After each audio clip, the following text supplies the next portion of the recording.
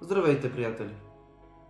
Искам да ви благодаря за подкрепата, която ми давате всяка седмица. Вие сте най-добрата публика и аз ценя всеки един от вас. Днес имам да ви кажа нещо важно. Реших да променя контента на моя канал. Но преди да ме критикувате, моля, изслушайте ме. Знам, че това може да ви изненада или разочарова, но моля, не ме осъждайте. Не правя това, за да ви изгубя, предам или да се измъкна от раздаването на наградите, а да ви дам по-добро и по-интересно съдържание. Искам да се развивам като творец и да ви давам стойност, която заслужавате. От сега нататък ще се фокусирам върху технологичните открития, проекти, иновации и какво ще излезне на пазара в близкото бъдеще. Това са теми, които мене много ме вълнуват и аз съм го казал това и в други видеа. Ще ви показвам най-новите и най-вълнуващи технологии, които ще променят света и живота ни. А относно загадките и наградите, знам, че много от вас ги харесвате. Аз също ги харесвам и съм много благодарен за участието ви, но за съжаление тези видеа не са съвместими с новият ми контент. Затова реших да ги преместя в изцяло нов канал. Моля, не се сърдете и не се чувствайте изоставени. Аз все още искам да ви забавлявам и да ви предизвиквам с различни загадки и награди. Но в момента нямам време за още един канал. И не знам кога ще мога да пусна серия от подобни видеа. А и да си кажем честно, ще е много скучно в едно видео да се появя за 3 минути, да обявя победителя от предишната игра, да кажа новата загадка. Трябва да се вкара нещо допълнително, за да е интересно и привлекателно. Имам някои идеи, но не знам кога ще стане този проект реалност. Обещавам да ви уведомя, когато това стане възможно. Надявам се, че ще ме подкрепите в това решение и ще продължите да ме следите. Извинявам се, ако ви обидих или разочаровах по някакъв начин. Искрено ви благодаря за разбирането. Имам още една новина. Видеята вече няма да са всяка събота. И причината за това е, че съм твърде ангажиран и това го правя за удоволствие. Но няма да ви предам. Ще се старая редовно да качвам ново видео.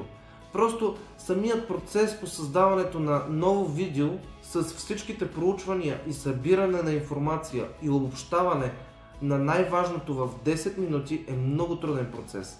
А и да не забравяме, че има и снимане, и монтиране. Всички тези неща са възможни, ако се занимаваш предимно изцяло с това. Но както вече казах, това ми е хоби. Да ви разкажа за нещата, от които аз се интересувам, да ви ги предам и на вас. И все пак не съм забравил томболата. Благодаря ви, че се спуснахте с мен в това приключение. За мен бе чест.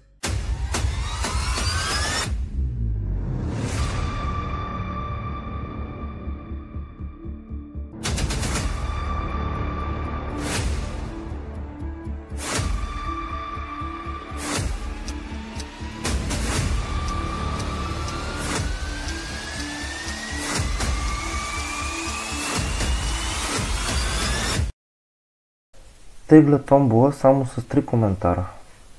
Единият не е видим, тъй като не е въобще по темата и е с използване на непозволени думи, а вторият изобщо не е по темата, третият само е по темата, но все пак да спазим традицията. Това е коментара, който не е по темата. Теглиме наново.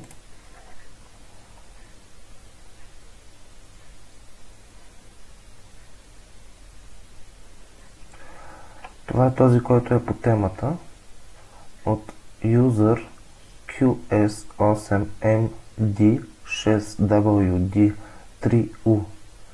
Той е отговорил: ще усолят месото и така ще го запазят за дълго време, за да не се развали. Но този отговор е грешен, а правилният отговор е, че ще си вземат живо прасе и накрая на своето пътуване ще го заколят. Тъй като няма други коментари, тази томбола отпада и това е една от причините да премахна томболите и наградите. В предишното видео ви разказах за SpaceX и накратко ви споменах за човекът за този космически проект.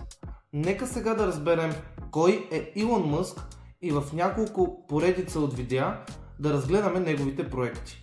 Илон Мъск е роден на 28 юни 1971 година в Претория, Южна Африка. Майка му е канадска моделка, а баща му е южноафрикански инженер. След развода на родителите си, той живее с баща си на различни места в Южна Африка. На 10 години се здобива с първият си компютър, а на 12 години създава първата си видеоигра, наречена Бластър, която продава за $500. На 17 години той емигрира в Канада при своята майка, за да избегне военна служба в Южна Африка. Там получава канадско гражданство. На 19 години Мъск е приет в университет, където получава своята бакалавърска степен по физика и икономика. През 1995 година, когато е на 24 години, се записва в Станфорд, но само след 2 дни той напуска, за да се впусне в интернет бума на 90-те години. През 1995 година той създава софтуерна компания, наречена Zip2, заедно с брат си Кимбъл. Компанията разработва онлайн пътеводител за вестници и бизнеси. През 1999 година тя е продадена за $307 милиона, от които Мъск получава $22 милиона. След продажбата на Zip2, Мъск инвестира $10 милиона в компания наречена XCOM, която предлага онлайн финансови услуги и разплащания чрез електронна поща. През 2000 година тя се слива с Confunity, която има услуга за превод на пари, наречена PayPal. Мъск става главен изпълнителен директор на Съединената компания. През 2002 година PayPal е продадена на eBay за $1,5 милиарда, от които Мъск получава $165 милиона. След като става богат и успешен, Илон Мъск решава да се заеме с по-големи и мащабни проекти, които имат за цел да решават глобални проблеми и да решат човешкото състояние.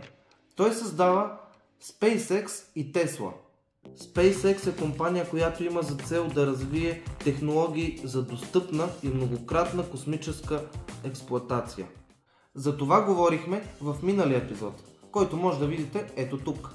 SpaceX също така работи по програма Starlink, глобална мрежа от сателити, която ще предоставя широколентов интернет достъп на всички места на Земята. Илон Мъск създава и Neuralink, компания, която има за цел да създаде технологии, които свързват човешки мозък с компютър. Основната идея на Neuralink е да подобри човешките способности, като увеличи паметта, интелигентността, творчеството и комуникацията. Neuralink разработва микрочип, който ще се имплантира в мозъка чрез минимално инвазивна операция. Или на наш език, това е един от термините за роботизирана хирургия. Neuralink също така ще може да лекува различни неврологични заболявания, като Алцхаймер, Паркинсон, депресия и епилепсия. Следващата компания е Tesla Motors. Те се занимават с електроавтомобили. Тази компания произвежда и продава иновативни, ефективни и екологични автомобили и батерии. Tesla също така разработва автоматична система за шофиране, която използва изкуствен интелект, за да управлява колите без човешка намеса. Следващата е SolarCity. Това е компания, която се занимава с слънчева енергия. Те произвеждат и инсталират слънчеви панели и системи. SolarCity също така предлага батерии за захранване на енергия, като Powerwell и PowerPack, които са съвместими с Tesla. През 2016 година Tesla купува SolarCity за $2,6 милиарда, която има за цел да създаде интегрирана платформа за чиста енергия. Следващата е The Boring Company. Това е компания за тунелиране. Те имат за цел да изградят подземна система от тунели за намаляване на градския трафик. Компанията използва специални машини за копаене на тунели, които са по-бързи, по-ефективни и по-тихи от традиционните. Компанията има няколко проекта за разработка, които са системи от тунели, в които автомобилите и пътниците се превозват в специални капсули или в колите на Тесла. Следващата е Hyperloop. Това е подобна на предишната компания за тунели, само че този път за прекарване между градовете.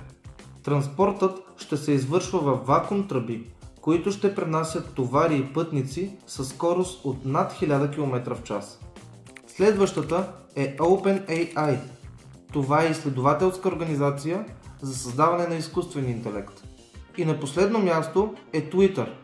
Това е социална мрежа и микроблогинг платформа за публикуване и чат на кратки съобщения, наречени твитове.